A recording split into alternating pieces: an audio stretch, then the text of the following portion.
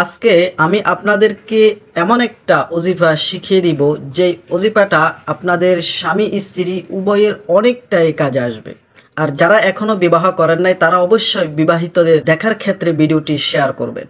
অনেক সময় দেখা যায় স্বামীর পক্ষ থেকে বিনা কারণে স্ত্রী জুলুমের শিকার হয়, হয়তোবা স্ত্রীর পক্ষ থেকে স্বামী বিনা কারণে জুলুমের শিকার হয়ে থাকে। বহু সময় তো এমনও দেখা যায় যে স্বামী তার স্ত্রীকে তালাক দেওয়ার হুমকিও দিয়ে থাকে, এবং শুধু তাই নয়, অনেক সময় স্ত্রী বিনা কারণে স্বামীর সাথে ঝগড়া বিবাদ চেঁচামেচি করতে থাকে। তো স্বামী বলেন হয়তোবা স্ত্রী বলেন, কেউ যদি এমন সমস্যার মধ্যে থেকে থাকেন তাহলে যদি আপনি এই দোয়াটার এই আয়াতটার আমল করেন, ইনশাল্লাহ এই ধরনের জুলুমি থেকে, অত্যাচার থেকে, ঝগড়া বিবাদ থেকে আল্লাহ তাআলা আপনাকে হেফাজত করবে, আল্লাহ তাআলা আপনাকে মুক্তি করবে। আয়াতটি হচ্ছে সূরা বাকারার ফাসায়াকফিকাহুমুল্লাহ ওয়া হুয়াস সামিউল আলিম। এই দোয়াটা 100 বার পাঠ করবেন।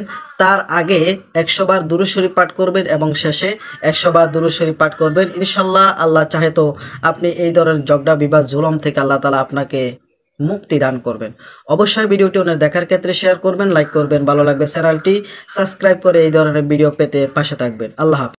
কোনো ব্যক্তির যদি অনেক পরিমাণে শত্রু থাকে, কোনো শত্রু যদি তার কোনো ক্ষতি করতে চায়, তার কোনো সর্বনাশ করতে চায়, আর ওই ব্যক্তি যদি এই আমলটি করে, তাহলে পৃথিবীর কোনো শক্তি, পৃথিবীর কোনো শত্রু, পৃথিবীর কোনো দুশ্মন ওই ব্যক্তির কোনো ক্ষতি করতে পারবে না।